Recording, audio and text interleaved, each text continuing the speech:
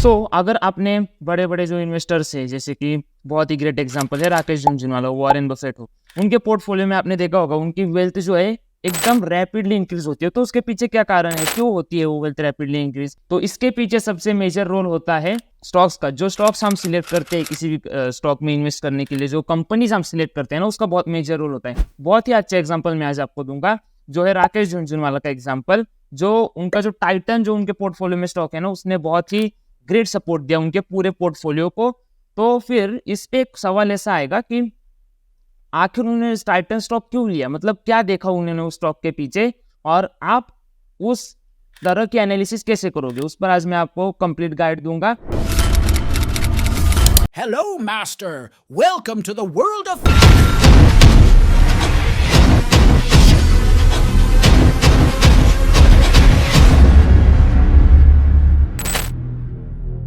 Overall ये practical video होगा, इसमें हम प्रैक्टिकली ज्यादा फोकस करेंगे। कंप्लीट मैं आपको ट्यूटोरियल दूंगा A to Z। ओके, तो आइए बढ़ते हैं हमारी वीडियो की तरफ। चलिए, तो फिर इस एंटायर प्रोसेस के लिए परफेक्ट स्टॉक सिलेक्शन के लिए फंडामेंटल एनालिसिस का जो हमारे सेकंड पार्ट है, इसमें हम परफेक्ट स्टॉक कैसे सिलेक्ट करेंगे उसके लिए अब आगे बढ़ते हैं।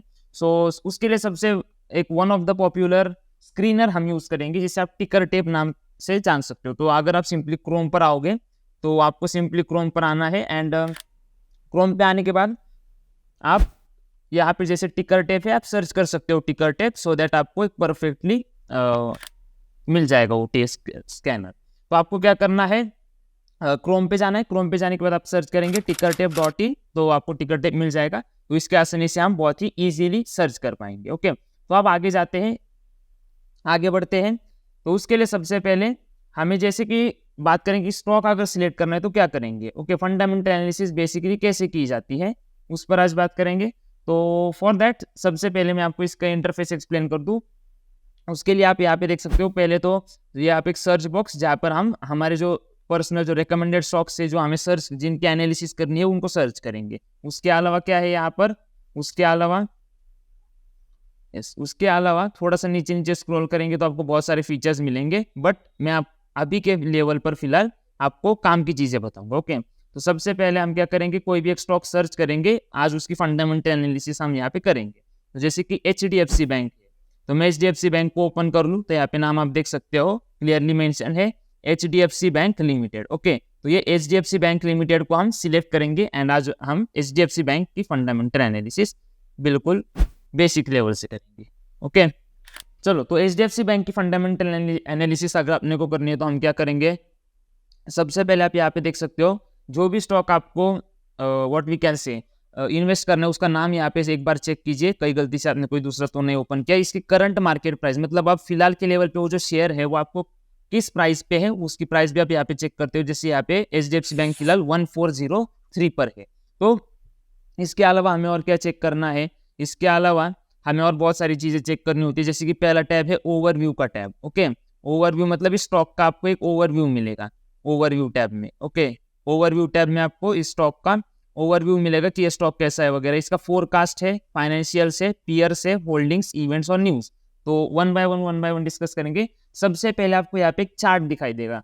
ओके, ये चार्ट आपको बताएगा कि एक तो यहाँ पे टाइम फ्रेम से अलग है, जैसे 1 डे है, 1 वीक। अगर 1 डे पर हम फिलहाल पे है तो हम समझ सकते हैं कि एक दिन में स्टॉक में क्या हुआ है वो हमें यहाँ पे दिखाई देगा। अगर हम इसे चेंज करेंगे, 1 वीक पर आ जाएंगे, 1 वीक पर, तो एक हफ्ते में स्टॉक में क्या हुआ है। ओके, तो एक हफ्ते में स्टॉक नीचे गिरा है HDFC बैंक का।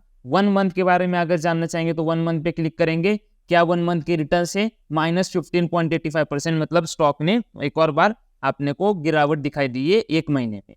अगर 1 साल की बात करेंगे तो क्या हुआ है, एक और बार स्टॉक में क्या है, गिरावट है HDFC बैंक के स्टॉक में। इसके अलावा 5 साल के बारे में अगर आपको देखना है तो क्या करना पड़ेगा, 5 साल के रिटर्न चेक करना है, 31.20%। ओके, ये पहला काम आप कर सकते हो। ओके, तो अगर लॉन्ग टर्म के लिए सोचना है तो एक और ऑप्शन होता है मैक्सिमम ऑप्शन। तो मैक्सिमम मतलब जब से स्टॉक लिस्ट हुआ है तब तक कितने रिटर्न्स दिए, तो लगभग 6413%, मतलब 6500% के अराउंड रिटर्न हमें मिले इस स्टॉक से। तो इसके अलावा और क्या हो सकता है, यहाँ पे हम क्या क्या चेक करेंगे, फाइनेंशियल्स, मतलब ये कंपनी क्या है, मतलब HDFC बैंक अगर कंपनी, जो कंपनी है उनका कामकाज किस सेक्टर में चलता है, तो उनका सेक्टर है फाइनेंशियल्स, ओके। और ये एक प्राइवेट बैंक है, ये लार्ज कैप की कंपनी है, मतलब ऐसी कंपनी जो लार्ज कैप में आ जाएगी। तो 3 जैसे होते हैं, large cap, mid cap, small cap, तो ये लार्ज कैप की कंपनी। एंड यहाँ पे जो what we can say experts होते हैं वो हमें बताते हैं कि इस स्टॉक में रिस्क कितना है, रिस्क फैक्टर कितना है। जैसे यहाँ पे देखोगे तो लोअर रिस्क दिखाई दिया है, क्यों? बिकॉज ये एक डेवलप कंपनी है। जो कंपनियां डेवलप होती है ना, उनमें रिस्क थोड़ी कम होती है, ओके, बट मूवमेंट भी थोड़ी कम होती है।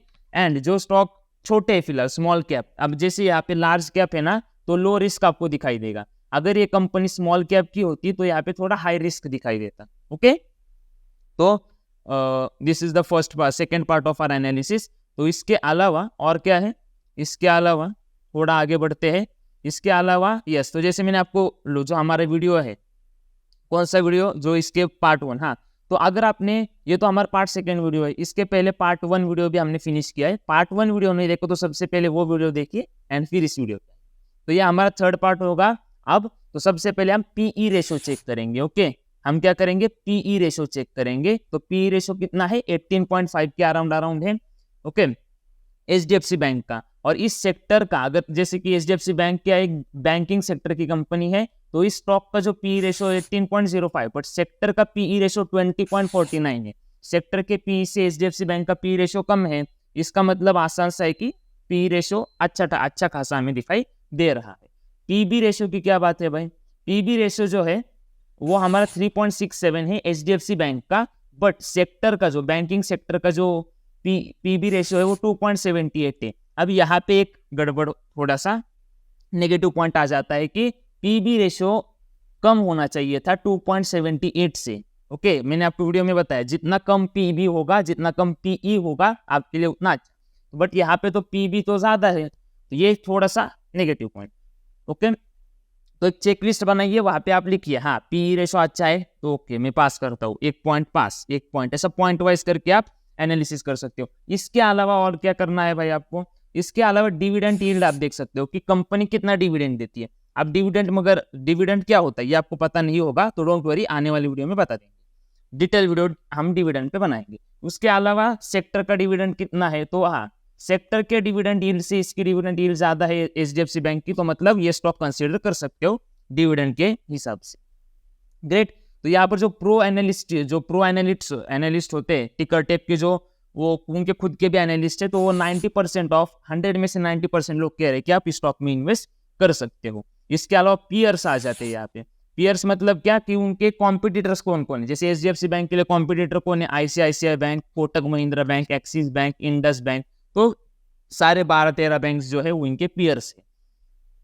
इसके अलावा ये इसकी कोई जरूरत है नहीं, आपको प्रो की कोई जरूरत है नहीं, ओके। अब यहाँ पे हम देखेंगे परफॉर्मेंस। तो जैसे स्कोर कार्ड्स होते हैं, हमें टिकर टेप ने अच्छे खासे स्कोर कार्ड बना के दिए है कि कंपनी का परफॉर्मेंस कैसा है, भाई थोड़ा सा लो परफॉर्मेंस है, वैल्यूएशन बहुत ज्यादा है, हाई वैल्यूएशन पे कंपनी है, तो आप ये सब पॉइंट चेक करना।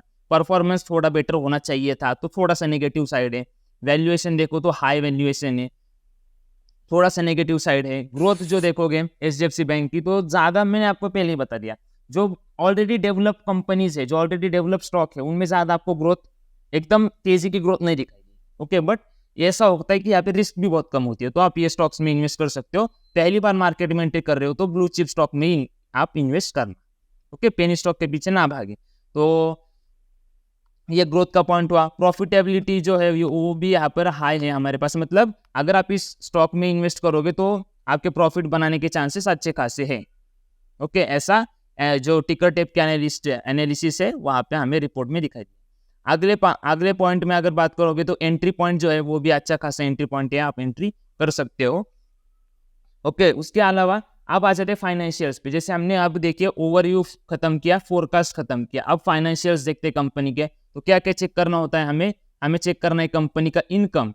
जैसे कि अगर आप देखोगे कंपनी का टोटल रेवेन्यू कितना है 2021, ओके, 2021 में जो अगर आप इनका रेवेन्यू देखोगे तो 1,55,885 करोड़, ओके। एक सीआर में ये सारे फिगर्स करोड़ में, ओके। तो आपको एक चीज चेक करने की 2021 का 21, 22, 23 और 23 से टिल द मंथ, ओके, अब तक कितना है, तो वो कंटिन्यू ग्रोथ आपको दिखाई दे रही है क्या? हाँ, यहाँ पे यहाँ से यहाँ तक तो बढ़ा है रेवेन्यू, देखिए यहाँ पे यहाँ से यहाँ तक भी रेवेन्यू बढ़ा हुआ है, यहाँ से यहाँ पे भी रेवेन्यू बढ़ा है, तो एक ग्रेट पॉइंट है।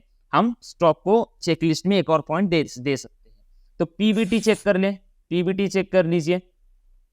ओके, पीबीटी चेक कर लीजिए कितना है 2021 का जो है वो लगभग 42,000, 50, 61, 75। पीबीटी भी काफी बढ़ रहा है। पीबीटी मतलब होता है प्रॉफिट बिफोर टैक्स, मतलब कंपनी कोई इनकम कर रही है तो टैक्स देने से पहले उनका प्रॉफिट कितना है, प्रॉफिट बिफोर टैक्स, वो भी साल बढ़ रहा है। तो एचडीएफसी बैंक के लिए एक और बार हम एक और पॉइंट दे सकते हैं। नेट इनकम की बात करोगे तो इनकम भी दिन ब दिन साल बढ़ रहा है। देखिए यहाँ पे हर एक साल में इनकम भी ग्रो हो रहा है, 31, 38, 45, 59। एक और गुड पॉइंट, ईपीएस मतलब होता है अर्निंग पर शेयर। अगर आपके पास एचडीएफसी का एक शेयर है तो उसके पीछे आपकी कितनी अर्निंग है, वो भी दिन ब दिन लगातार साल बढ़ती जा रही है। तो हम एक और बार ये स्टॉक कंसिडर, एक और पॉइंट हम दे सकते हैं स्टॉक। ग्रेट। इसके अलावा पे आउट रेशो वगैरह उसका कोई डिटेल में आपको जाने की जरूरत है नहीं फिलहाल। ओके, उसके अलावा जैसे हमने इनकम चेक किया, हम बैलेंस शीट एक बार चेक कर लेते हैं, कैसे बैलेंस शीट की एनालिसिस करनी है। यहाँ पे 3 मेजर मुद्दे होते हैं। पहला होता है टोटल एसेट, कंपनी के टोटल एसेट कितने हैं। ओके, तो मैंने जो फर्स्ट पार्ट वाला वीडियो है उसमें मैंने एसेट मतलब क्या वो एक्सप्लेन किया है, तो फर्स्ट पार्ट वाला वीडियो देखना मैंडेटरी है। तो टोटल एसेट्स देखिए, लगातार कंपनी के जो एसेट्स है वो ग्रो हो रहे हैं क्या? हाँ, वाह, कंपनी के जो एसेट एचडीएफसी बैंक के लगातार ग्रो हो रहे हैं, तो एक और प्लस पॉइंट। लायबिलिटीज क्या, लायबिलिटीज की भी थोड़ा एनालिसिस कीजिए। लायबिलिटीज बढ़ रही है, ओके, लायबिलिटीज भी बढ़ रही है। हाँ, एसेट बढ़ रहे हैं, लायबिलिटीज भी बढ़ रही है, तो ठीक है। बट एक व्हाट वी कैन से, एक पॉइंट होना चाहिए, जितने एसेट है ना लायबिलिटीज उससे कम होनी चाहिए। ओके, समझ में आया? जितने एसेट लायबिलिटीज उससे कम, नहीं तो उल्टा होगा तो फिर कोई फायदा नहीं, कंपनी का कोई हम भरोसा नहीं दे सकते। तो हमेशा एसेट ज्यादा होने चाहिए, लायबिलिटीज कम होनी चाहिए। ओके, मतलब एसेट मतलब, आप एक एग्जांपल देता हूँ आपको, एसेट लायबिलिटीज मतलब इनकम ज्यादा खर्चा कम। ओके, ये परफेक्ट नहीं डेफिनेशन है एसेट लायबिलिटीज की, लॉन्ग वीडियो में उसको देर लगेगा एक्सप्लेन करने में, लॉन्ग वीडियो देख लीजिए पार्ट 1। फिलहाल के लिए पे बता दूं तो टोटल इक्विटी का क्या सीन है। यहाँ पे टोटल इक्विटी होती है total assets minus total liabilities, तो ये टोटल इक्विटी होती है। तो इक्विटी दिन ब दिन साल ब साल महीने ब महीने बढ़ रही है क्या, वो एक बार चेक करेंगे।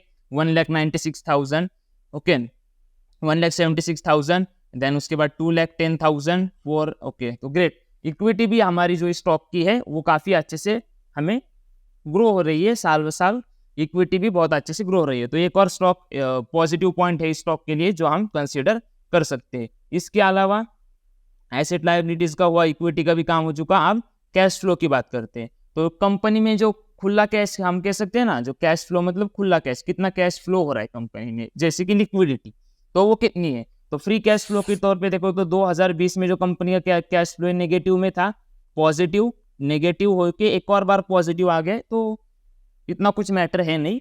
वाई? बिकॉज देखिए बीच में कैश फ्लो नेगेटिव पॉजिटिव को क्यों हो रहा है, उसके पीछे रीजन है changes in working capital. Okay, ये थोड़ा प्रो लेवल का है, बट फ्री कैश फ्लो भी अच्छा है एचडीएफसी बैंक का। तो ये एक और पॉइंट आप कह सकते हो, पॉजिटिव पॉइंट आप कंसीडर कर सकते हो एचडीएफसी बैंक के लिए। उसके अलावा अगर आपको कंपनी के एनुअल रिपोर्ट्स भी पढ़ने हैं, ओके, तो बहुत सारे इन्वेस्टर्स का शौक होता है कि वो एनुअल रिपोर्ट्स वगैरह पढ़ते हैं।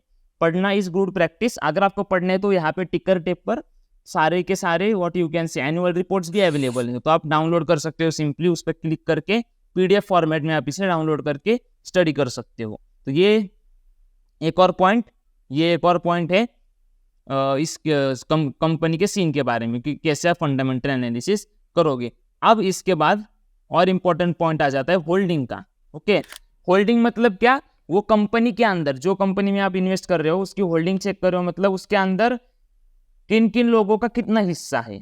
ओके, तो एचडीएफसी बैंक के अंदर देखोगे तो total promoter holding 0%।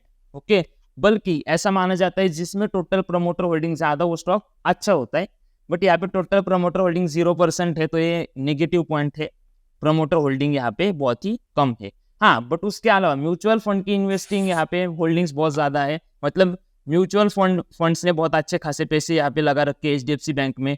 DII domestic institution ने भी अच्छे खासे पैसे लगाए हैं। फॉरेन इंस्टीट्यूशन ने तो बाजी मार ली 52% सबसे ज्यादा, और रिटेल इन्वेस्टर के भी अच्छे खासे पैसे स्टॉक में है, बट प्रमोटर के पैसे तो है ही नहीं। ओके, HDFC बैंक में प्रमोटर की होल्डिंग 0% है, डायरेक्ट कुछ भी नहीं है प्रमोटर का। तो ये थोड़ा सा नेगेटिव पॉइंट है HDFC बैंक के बारे में कि प्रमोटर होल्डिंग इनकी है नहीं। ओके, बट बाकी फॉरेन इंस्टीट्यूशन वगैरह अच्छे खासे लगे हुए हैं इसमें। अब एक और बार अपन चेक कर सकते हैं इवेंट्स, कंपनी के क्या क्या इवेंट्स है, जैसे कंपनी डिविडेंड कब देती है, तो इन्होंने रिसेंट जो डिविडेंड दिया है वो दिया है हमें मई, तो आप कह सकते हो मई, जून, जुलाई, अगस्त, इन 4 महीनों के दौरान कंपनी हर साल डिविडेंड दे रही है। देखिए 2023 हुआ, 2022, 21, 19, 19, तो डिविडेंड कंपनी दे रही है और अच्छा खासा डिविडेंड है। पर शेयर 19 रुपीज का डिविडेंड उन्होंने लेटेस्ट दिया है, लेटेस्ट में पर शेयर 19 रुपीज, तो अच्छा डिविडेंड है। डिविडेंड यील्ड भी हमने ऊपर एनालिसिस की तो अच्छी खासी है। तो अब इसके बाद अगर आपको कुछ न्यूज़ चेक करनी है कंपनी के बारे में, क्या न्यूज़ है फिर लेटेस्ट, तो ये 7 आवर्स एगो की न्यूज़ है, 2 दिन पहले की, 3 दिन पहले की, तो ये न्यूज़ वगैरह आप स्टडी कर सकते हो। तो मैं इस वीडियो के माध्यम से इतना ही कहना चाहूँ कि अगर आपको किसी भी स्टॉक में इन्वेस्ट करना है लॉन्ग टर्म के लिए, तो फंडामेंटल एनालिसिस के सिवा इन्वेस्ट नहीं किया जा सकता। ओके, अगर प्रॉफिटेबल होना है तो। वैसे तो गैम्बलिंग भी की जाती है, तो वहाँ पे कोई एनालिसिस नहीं होती। अगर आप कसिनो में भी जाओगे, कहाँ पर भी जाओगे, तो क्या होगा, गैम्बलिंग करते टाइम आप कोई एनालिसिस नहीं करते हो, वहाँ पे अंदाजा चलता है, बट यहाँ पे अंदाजा नहीं चलेगा। यहाँ पे कंपनी की फंडामेंटल एनालिसिस करना जरूरी है। ओके, अगर प्रॉफिटेबल रहना चाहते हो तो जब भी आप इन्वेस्टमेंट करो, फंडामेंटली स्ट्रॉन्ग स्टॉक्स में ही इन्वेस्ट करना है। अगर पहली बार मार्केट में एंटर कर रहे हो तो कोशिश करो जो बड़ी बड़ी कंपनीज है, जैसे HDFC बैंक हो, रिलायंस हो, एशियन पेंट्स हो, ब्लू चिप कंपनीज बेसिकली, उनके अंदर इन्वेस्ट करना, सो दैट आपकी जो लॉसेस की रिस्क है वो मिनिमाइज हो जाएगी।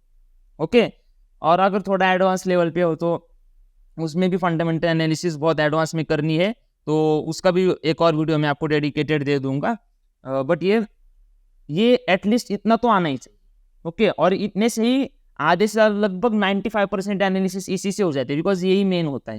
थोड़ा और एडवांस जाना है तो उस पर डिटेल वीडियो लेके आऊँगा किसी और दिन। तो आज का वीडियो बहुत लॉन्ग हो रहा है, तो फाइनली मैं इस वीडियो का भी यहाँ पे एंड करूँगा। अगर आपने पार्ट 1 अभी भी नहीं देखा तो ये वीडियो खत्म होने के बाद जरूर पार्ट 1 वीडियो देख लीजिए। और अगर आपका इंटरेस्ट फाइनेंस के सेक्टर में है तो फाइनेंस के बहुत सारे वीडियोस अपने चैनल पर अवेलेबल है। अगर बिजनेस से इंटरेस्ट है तो बिजनेस कोचिंग के भी बहुत सारे वीडियोस अवेलेबल है। उसके अलावा मोटिवेशन लाइफ कोचिंग के भी वीडियोस अवेलेबल है, और आने वाले समय में और वीडियोस आएंगे। तो ये वीडियो आपको कैसे लगा हमें कमेंट में जरूर बताइए। इस वीडियो से रिलेटेड अगर आपकी कोई भी क्वेरी है तो वो भी कमेंट में पोस्ट कीजिए। अब इसके बाद ट्रेडिंग का सेगमेंट चालू हो रहा है, तो जल्दी से जल्दी सब्सक्राइब कीजिए। मिलता हुआ आपको ट्रेडिंग वाले वीडियो में। बाय।